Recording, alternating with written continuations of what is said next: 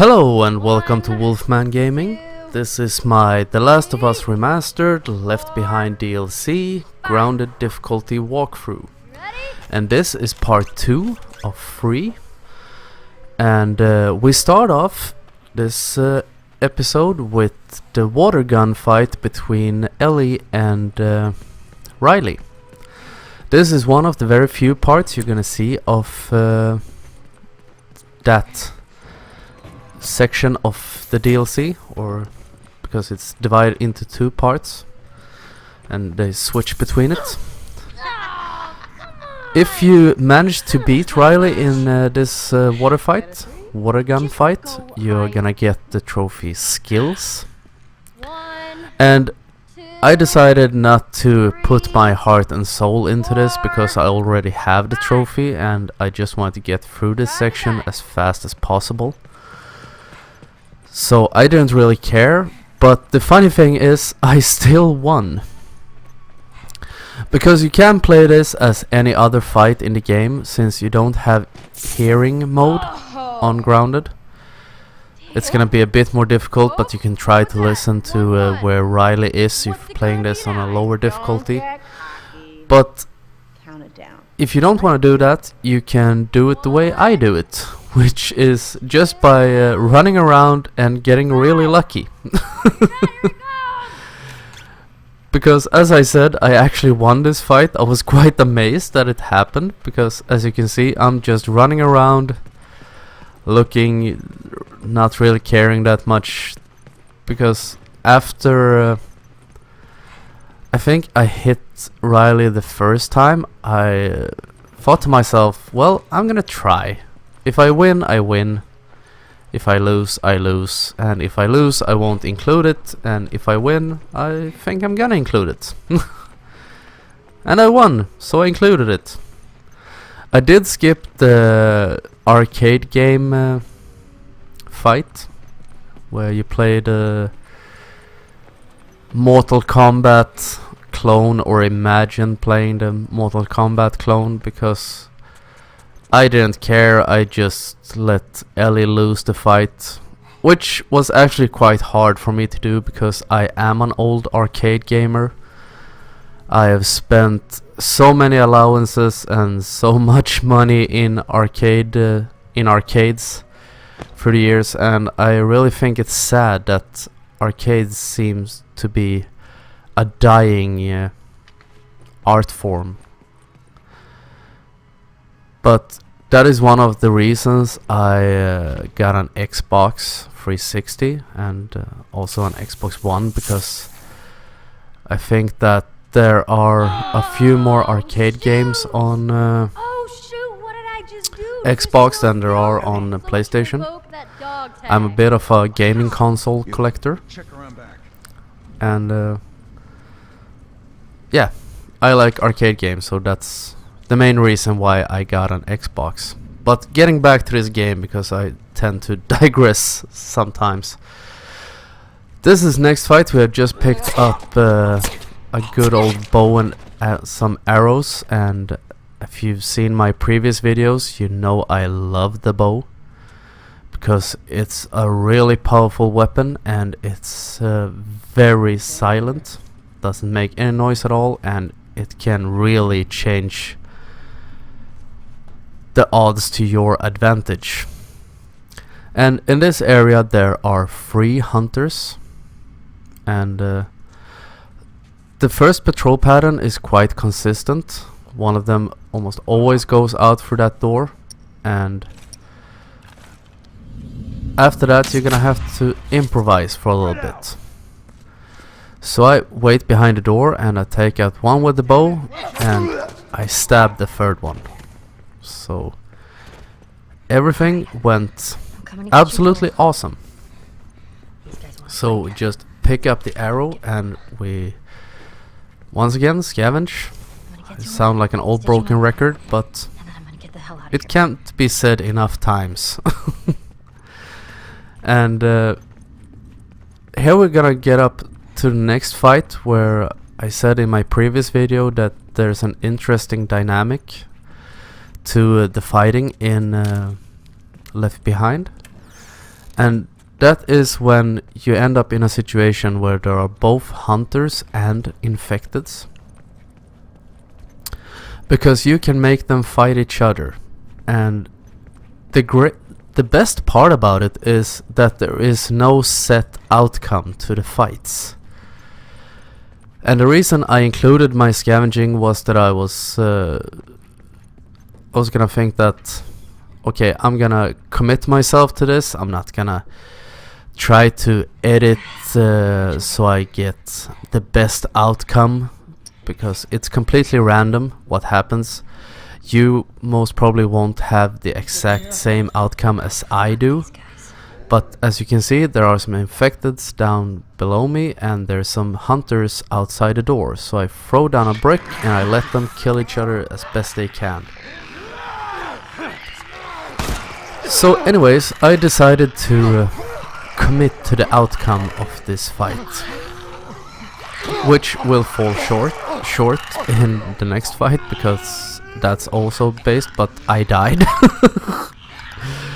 But I died once, I think, so you're gonna see a little transition in the next fight.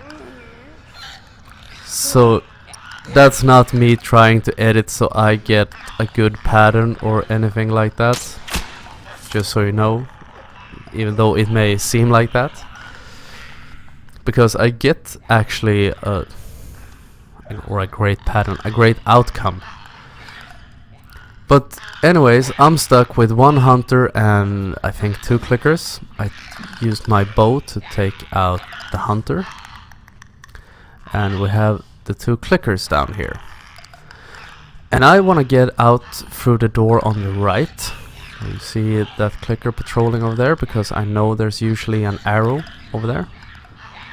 So I'm gonna use the fact that they're completely blind, and I'm gonna lure them further into this sports shop, I think it is.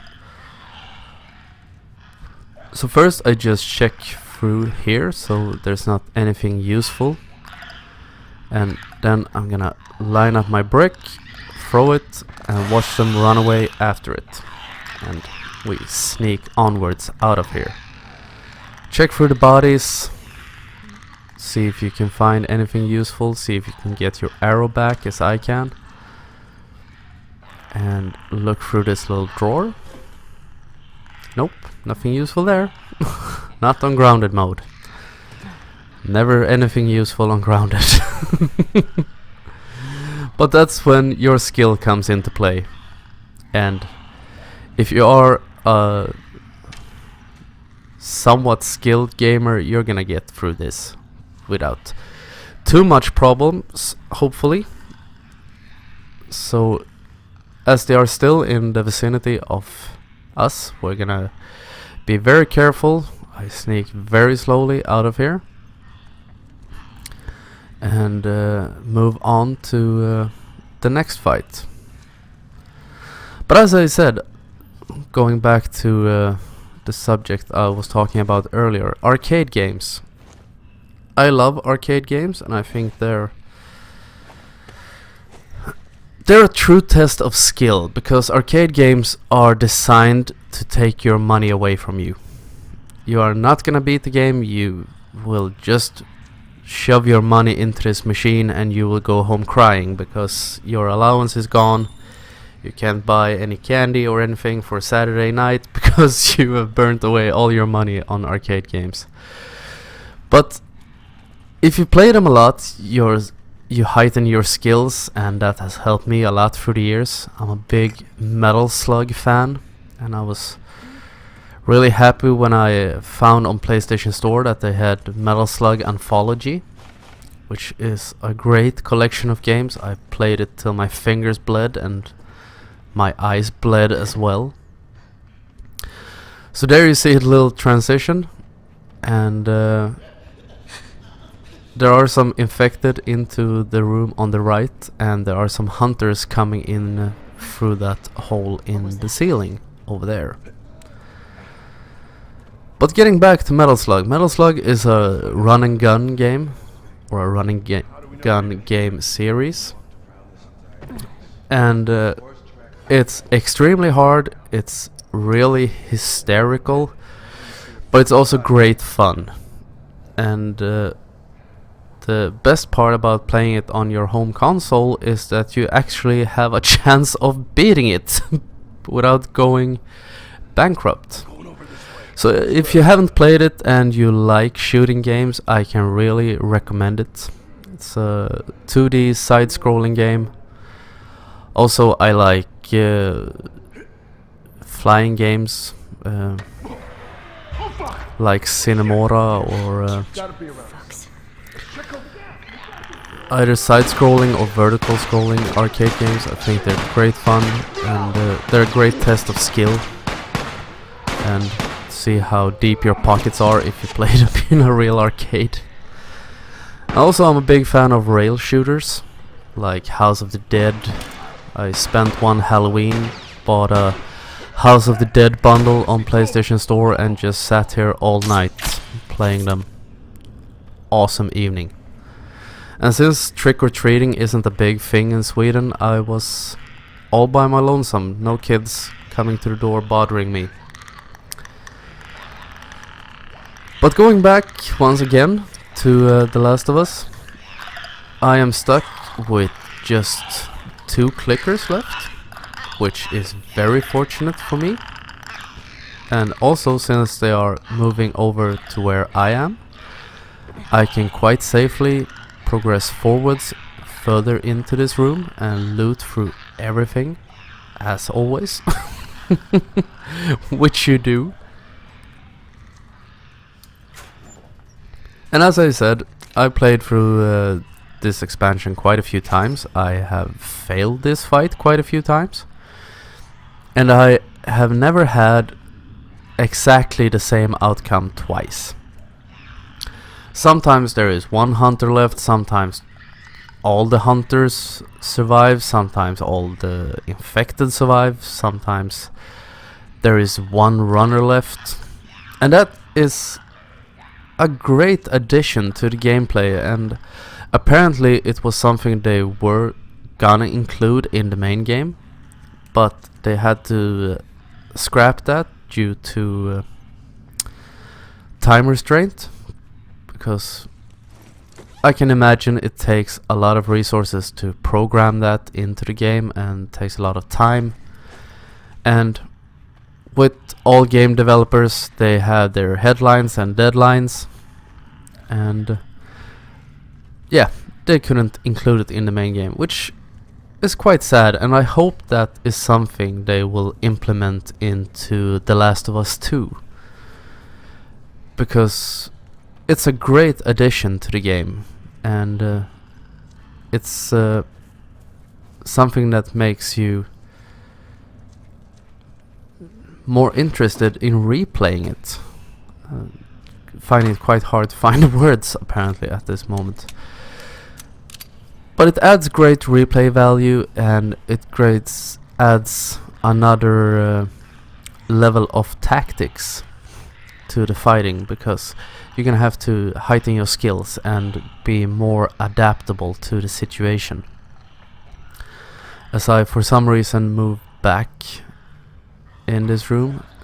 Okay, I guess I'm going for the bodies. Pick up the arrow I shot into one of the hunters that still remained. But sometime this week I'm probably gonna head for the exit. Moving very slowly because I'm not quite sure right now where the clickers are. And as we all know, clickers can sometimes mantle over things. They can climb up small ledges. So I grab a bottle because we are moving on towards the end of this DLC. The next fight in this is the final fight of the expansion, and that is the biggest test of skill in this, in all of Left Behind, because that is gonna really test your ability to react and adapt. So we just take a quick loot through quick loot run through all these things. Can't find anything useful. Try to check through this area thoroughly, because you're gonna need all the advantages you can, because we're gonna face off against a lot of enemies in the next area. But we're coming up towards the end of this video, as soon as we get through this little door here. So I wanna thank you very much for watching, and I will see you again in my next video. So until next time, this is the Wolfman signing off.